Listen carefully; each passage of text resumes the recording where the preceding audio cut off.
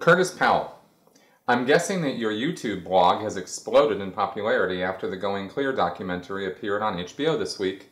Kudos to you for keeping this conversation going. I'm becoming obsessed. This unraveling is and will continue to be super fascinating. Question. The comment has been made online that cults don't often end well. Do you fear or suspect that as this church, aka cult, goes over the cliff, that members will drink the proverbial Kool-Aid, take up arms, or fill in the bad ending blank here? No, I don't particularly see or predict a violent ending or one filled with death and destruction for Scientology. It's a very dispersed activity for one. It's all over the world. While there's not lots and lots of members, they are in lots and lots of locations all around the world. And so the idea that there's going to be some central gathering and they're all going to slit their wrists or drink Kool-Aid or something is not very realistic.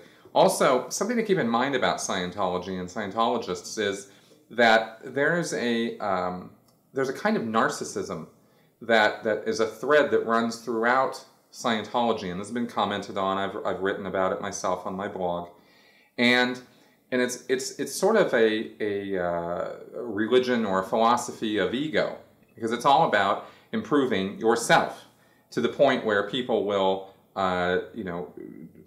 give up their family, their friends, their loved ones in order to achieve their own personal spiritual freedom. If that's not the height of egotism, I don't know what is. So these are not people who are inclined to particularly do away with themselves or kill themselves for the greater good or something. It's not necessarily the mindset.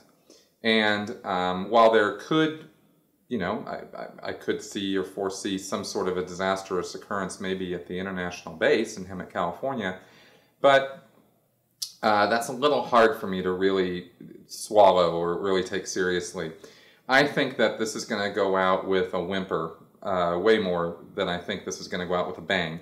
How it will happen, there are so many predictions, so many guesses, so many ways it could happen that I feel it's a little folly to try to get into the specifics of, this is going to happen and this is going to happen and this is going to happen. But I do think that when Scientology's core, when it centrally does fall apart or no longer has access to the bank accounts, like if Miscavige were to take off, for example, and everything just kind of fell apart centrally, then what you're going to really have is just a bunch of people wondering what the hell just happened, and they're going to devolve into a bunch of independent Scientology movements, and then the way most people go, in that evolution is you get out of Scientology, you still believe in Scientology, you still want it to be true, you still believe in L. Ron Hubbard maybe, and so you're using the technology for a while, and then you find out even more about L. Ron Hubbard, more about